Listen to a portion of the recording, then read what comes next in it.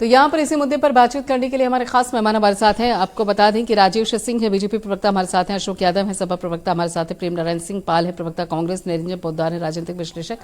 ये सभी लोग हमारे साथ जुड़े हुए हैं कि निरंजन पोद्दार जी, सेवा भाव नहीं है, ये सिर्फ एक रणनीति है। जब आप अपनी शैली, भाषा शैली और उसके साथ साथ जब आप कहते हैं कि जी मत कहिए, सिर्फ मोदी कहिए। देखिए प्रियंका जी, ऐसा है, हर आदमी का अपना अपना विचार है। जहाँ की रही भावना जैसी प्रभु मूर्ख देखी तुम तैसी। अगर मैं बात करूं, देखिए सीधी बात आपको बोलता हूँ, अभी जो विद्वान प्रवक्ता बोल रहे थे ये इनका अपना विचार है, लेकिन वास्तविकता क्या है? वास्तविक धरातल की बात करें, वास्तविकता ये है प्रियंका जी कि एक ही खेल के एक ही नियम से अगर एक व्यक्ति जीते तो वो गलत, दूसरा व्यक्ति जीते तो वो सही। क्यों? इस देश में तो 16% के अंदर भी प्रधानमंत्री देखा है, इस देश में तो 6% वोटों में प्रधानमंत्री देखा है, इस देश में तो 1.5% वोटों के अंदर भी प्रधानमंत्री देखा है। आई.के. गुजराल को कितने परसेंट वोट मिले थे? उनको कितने परसेंट वोट मिले थे? लेकिन यहाँ पे आपको ये चीज समझनी पड़ेगी, जो हमारी संसदीय व्यवस्था है, जो हमारी संवैधानिक जो एक दायरा है, उस दायरे के तहत नरेंद्र मोदी जी चुनाव जीत रहे हैं और उनको वो क्या कर रहे हैं? वो ड्रामा कर रहे हैं, वो झूठ बोल रहे हैं, वो फेक कर रहे हैं, वो जनता को बरगला रहे हैं। मैं निश्चित रूप से एक बात कह रहा हूं प्रियंका जी, आज की तारीख में विपक्ष की वही स्थिति हो रही है कि हम हैं वहां, हम थे जहां। यानी कि कहने का तात्पर्य ये है, ये उत्तरोत्तर एक ही गलती को दोहराए जा रहे हैं, या दूसरी भाषा में कहूं तो एक ही पत्थर से बार बार ठोकर खाए जा रहे हैं। अरे भाई, आप चीज के परिप्रेक्ष्य में यानी कि कारण पे नहीं जा रहे हैं। और हमारे यहाँ तर्क संहिता का एक सिद्धांत है कि कारण ही निवारण है। जिस दिन आप किसी समस्या के कारण पे पहुंचेंगे तो निश्चित रूप से उसका निवारण कर लेंगे। लेकिन आज क्या स्थिति हो रही है? आज स्थिति ये हो रही है कि चुनावों से पहले जिस तरीके से एक एटमोस्फेयर बनाया गया, या यूं कहें कुछ यूट्यूबर पत्रकारों ने जिस तरीके से एक विपक्ष को यह दिखा दिया कि भारतीय जनता पार्टी की लहर समाप्त है, उसके बाद में 3 राज्यों के जो चुनाव परिणाम आए, मैं खासकर हिंदी बेल्ट की बात करूं और बार बार जो तेलंगाना की बात कही जाती है प्रियंका जी, आपको यह भी समझना पड़ेगा कि तेलंगाना में भारतीय जनता पार्टी का पहले से कोई जनाधार नहीं था और 7% से अगर 14% वोट हुए, एक सीट से अगर 9 सीटों के ऊपर भारतीय जनता पार्टी जाती है, तो मुझे ये बताइए भारतीय जनता पार्टी हारी कहां? अगर उसको भी ये हार मानते हैं तो देखिए सीधी बात आपको मैं बताऊं,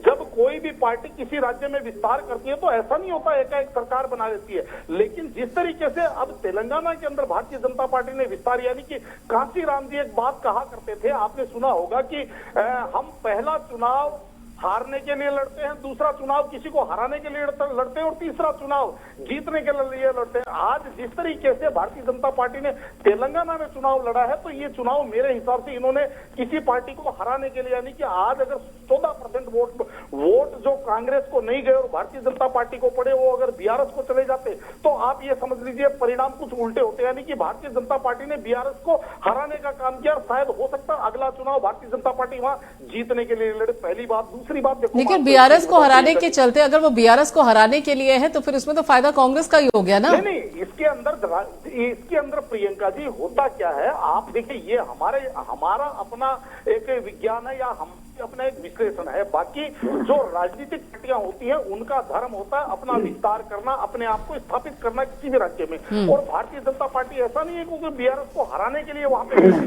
भारतीय जनता पार्टी अपना विस्तार करने के लिए गई थी। अब दूसरी बात आपको एक चीज और बताता हूं प्रियंका जी, अगर नरेंद्र मोदी जी जनता के साथ कनेक्ट कर रहे हैं और अगर मान लीजिए कोई दूसरा विपक्ष का नेता उस दौड़ में समकक्ष नहीं है, तो आपको इसके बारे में आपको मेरे हिसाब से सोचना चाहिए, ना कि केवल खाली एक उंगल। आपका दृष्टिकोण हो सकता है, आप आधा गिलास खाली भी समझ सकते हैं, आप आधा गिलास भरा भी समझ सकते हैं। देखिए प्रियंका जी, मैं बड़ी ही जिम्मेदारी के साथ आज एक चीज कहना चाहूंगा। हो सकता है ये जो विपक्ष के विद्वान प्रवक्ता मेरे ऊपर कुछ भी व्यक्तिगत लांछन भी लगा सकते हैं, टिप्पणी भी कर सकते हैं, लेकिन जितना मैं समझ रहा हूं आज जिस तरीके से नरेंद्र मोदी जी, हम लोग हंसी उड़ाते हैं, विपक्ष, खासकर विपक्ष की बात कर रहा हूं कि जिस तरीके से विपक्ष हंसी उड़ाता है कि मोदी जी ताली थाली बजवाते हैं, मोदी जी बालकनी में खड़े होकर के दीपक और लाइट टॉर्च जलवाते हैं, मोदी जी हर घर तिरंगा। अरे भाई, एक बार आप इस चीज से समझ के चलिए, और अगर किसी को इस चीज के अंदर ऐसा लगता है कि भाई मैं अगर बकवास कर रहा हूं तो एक बार आप अपने जो सर्वमान्य नेता है अपनी अपनी पार्टी के नेताओं से एक बार घोषणा करवा के देखिए कि भाई आप भी उनको बोलिए कि बालकनी में खड़े होकर के टॉर्च और दिए जलाइए, पता चलेगा कितनी जनता आपसे कनेक्ट है। प्रियंका जी, आपको समझना पड़ेगा कि अगर प्रधानमंत्री जी की एक आवाज पे 4 करोड़ लोग गैस सब्सिडी छोड़ सकते हैं तो मतलब जनता में कहीं ना कहीं उनके प्रति एक सम्मान है, एक भरोसा है। और जिस तरीके से अभी नरेंद्र मोदी जी ने आज कहा है कि भाई आप मुझे जी मत लगाइए, आप मुझे मोदी ही रहने दीजिए। देखिए, निश्चित रूप से हमारे यहाँ कहा जाता है कि जब पेड़ जब फलों से लदता है तो वो झुकता है, और जो पेड़ आप ये मान के चलिए जो पेड़ फल नहीं देता वो पेड़ झुकने से मना करता है। तो कहीं ना कहीं आप ये मान के चलिए, इसके अंदर मेरा तो ये मानना है, और आप इस चीज को भी समझ लीजिए प्रियंका जी कि जब तक विपक्ष केवल मोदी जी का कुर्ता खींचने में लगा रहेगा, यानी कि अपनी लकीर को बड़ी करने के बजाय उनकी लकीर मिटाने का प्रयास करता रहेगा, मेरे हिसाब से चुनाव परिणामों के अंदर आप देखिए, सबसे बड़ी बात मुझे गौर इस चीज की आपत्ति है कि जब कोई जनता का जनादेश आता है तो किसी न किसी प्रकार से, चाहे ईवीएम के ऊपर ठीकरा फोड़ करके, चाहे भ्रमित करने की बात करके, चाहे कि ये कहते हैं कि भाई आपने जनता को बेवकूफ बना दिया। मेरा मानना ये है कि जनता इस देश की मालिक है, मालिक कोई विपक्षी या कोई पक्ष या कोई नेता मालिक नहीं है, और जनता ने जो जनादेश दिया वो सिरोधार्य होना चाहिए। और जनता के जनादेश के ऊपर अगर किसी भी प्रकार की ऐरी गहरी टिप्पणी होती है तो मेरा ये मानना है कि वो जनता के जनादेश का अपमान है, और ये मेरे हिसाब से लोकतंत्र के अंदर सबसे निंदनीय और सबसे आपत्तिजनक स्थिति है। ठीक है, चलिए आपकी बात आ गई, बता रहा हूँ। ठीक है, निरंजन पोद्दार जी। देखिए प्रियंका जी, मैं राजनीतिक व्यक्ति नहीं हूँ और आप लोग राजनीतिक व्यक्ति हैं, आप किसी चीज के ऊपर भी टीका टिप्पणी कर सकते हैं, लेकिन जब आप व्यक्तिगत रूप से अगर मेरा नाम लेकर के बात करेंगे तो मुझे जवाब देना अनिवार्य है। पहली बात। दूसरी बात प्रियंका जी, अभी जो ये कह रहे थे कि कितने लोगों की गैस सब्सिडी खारिज कर दी गई, आपको पहले जानकारी होनी चाहिए। वास्तविकता ये है कि जो सब्सिडी का जो रिवर्सल है ये कहां से शुरू हुआ? ये तो 2007 में जब मनमोहन सिंह जी की सरकार थी, उसी टाइम डीजल पे या गैस के ऊपर हर मंथली उसके ऊपर गैस सब्सिडी का रिड्यूसल शुरू हो चुका था। यानी कि कहने का तात्पर्य ये है कि उसी प्रक्रिया को केंद्र सरकार ने आगे बढ़ाया, पहली बात। और जिस तरीके से तमाम मैं भी आपको क्या कह रहा था प्रियंका कि दोहरा मापदंड जनता बिल्कुल भी पसंद नहीं करती, और दोहरे मापदंड में होता क्या है कि आप 2006 के अंदर एनपीएस ओपीएस हटा करके एनपीएस लागू करते हैं, और उसके बाद में 2014 में आकर के फिर ओपीएस को और एनपीएस को बुरा बताते हो। तो 2014 के बाद में सबसे बड़ी बात क्या प्रियंका जी, आप मुझे एक बात बताइए, आप भी इतनी सीनियर पत्रकार हैं प्रियंका जी, और बहुत वर्षों से आप जो है सारी राजनीति को आप कवर कर रहे हैं। मुझे एक बात बताइए, पिछले 5 वर्षों के अंदर जहां पे भारतीय जनता पार्टी चुनाव हारी, चाहे कर्नाटक में हारी, चाहे हिमाचल में हारी, चाहे तमाम राज्यों के अंदर चुनाव भारतीय जनता पार्टी हार के गई, कभी किसी भारतीय जनता पार्टी के नेता को आपने ये कहते हुए सुना कि भाई ये ईवीएम हैक हो गई या जनता को भ्रमित कर दिया या कांग्रेस ने जनता को जो है बेवकूफ बना दिया? कभी नहीं सुना होगा आपने। भारतीय जनता पार्टी एक स्टेटमेंट आता है कि हाँ ठीक है, हमारी कहीं कमी रह गई, जनता ने हमें अस्वीकार कर दिया। लेकिन दूसरी तरफ अभी देखिए कंफ्यूजन कितना है कि कल परसों दिग्विजय सिंह जी और कमलनाथ जी एक सुर में कह रहे हैं कि मध्य प्रदेश के अंदर ईवीएम के अंदर खेला हो गया, यानी कि वो ईवीएम की तरफ इशारा कर रहे थे। और आज जिस तरीके से कांग्रेस के प्रवक्ता तमाम टीवी चैनल्स पे, इंक्लूडिंग आपके टीवी चैनल पे, सब लोग कह रहे हैं हमें 10 लाख वोट फालतू मिला। अरे भाई, पहले तो आप ये निर्णय कीजिए कि ईवीएम सेट थी या आपको 10 लाख वोट फालतू मिला है, तो इसका मतलब ईवीएम ठीक थी।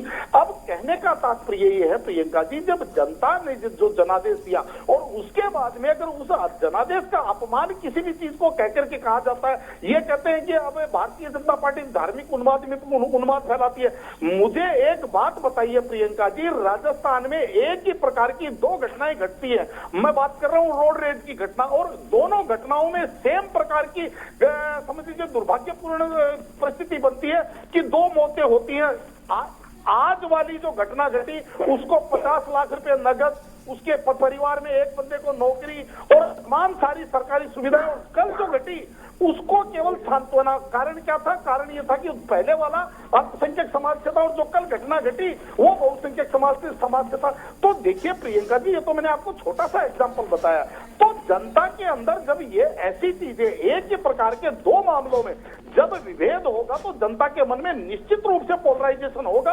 अब इसके अंदर आप दोष ये मरते रहिए कि भारतीय जनता पार्टी ऐसे मुद्दे उठाती क्यों है। अरे भाई, राजनीति करने के लिए जब आए हैं, जो चीज आपको मुफीद लगती है, आपको जब लगता है कि जातिगत जनगणना। अब आप एक चीज देखिए कि जो कांग्रेस को हम नेहरू जी से लेकर के इंदिरा जी और राजीव गांधी जी तक जिस कांग्रेस को हम ये सुनते हुए बड़े हुए हैं कि कांग्रेस ना जात पे ना पात पे मोहर लगेगी हाथ पे, कांग्रेस कहती थी कि जातिवाद हिंदुस्तान के अंदर जहर समान है। उन्हीं कांग्रेस के जो वर्तमान नेता हैं वो ये कहते हैं कि जिसकी जितनी भागीदारी उसकी उतनी हिस्सेदारी। कहने का तात्पर्य ये है कि जब कांग्रेस ने जब लोगों का कहा था कि हम दो हमारे दो, तो क्या कांग्रेस ने उस टाइम उन लोगों के साथ हल किया था। यानी कि कहने का तात्पर्य ये है कि राजनीति के अंदर किस चीज से आपको विजय मिलेगी, किस चीज से आपको पराजय मिलेगी, तमाम राजनीतिक पार्टियां इस चीज के ऊपर मेरे हिसाब से प्रयास करती हैं। लेकिन प्रियंका जी, निश्चित रूप से आप मेरे हिसाब से, हमारे यहाँ कबीर जी ने कहा कि निंदक नियरे राखिए आंगन बिन पानी बिन तेल के निर्मल प्रेस हुआ। अगर कोई व्यक्ति अगर आपको ये कहता है कि आप अपने आईने को, वो हमारे यहाँ एक जो छोटा सा शेर है कि देखिए यही गलती मैं पूरी जिंदगी करता रहा, धूल माथे पे थी और आईना साफ करता रहा। चलिए ठीक है, आपकी बात आगे। निरंजन पोद्दार जी, समय मेरे पास कम है, थोड़ा सा संक्षिप्त में जल्दी से टिप्पणी कीजिए। ऐसा है प्रियंका जी, सबसे बड़ी विडंबना क्या है? सबसे बड़ी विडंबना ये है कि अगर हम ये चाहें कि हम कुछ ना करें, हम अपने में कोई सुधार ना करें। प्रियंका जी, मेरी आवाज आ रही है? जी निरंजन जी, रुकिएगा अब जरा। प्रेम नारायण जी, हाँ, हम अपने में कोई सुधार ना करें, हम अपने आप के अंदर जो कमियां हैं उनको ठीक ना करें और सामने वाले से हम अपेक्षा करें कि वो खाली हमारी जय जयकार करे।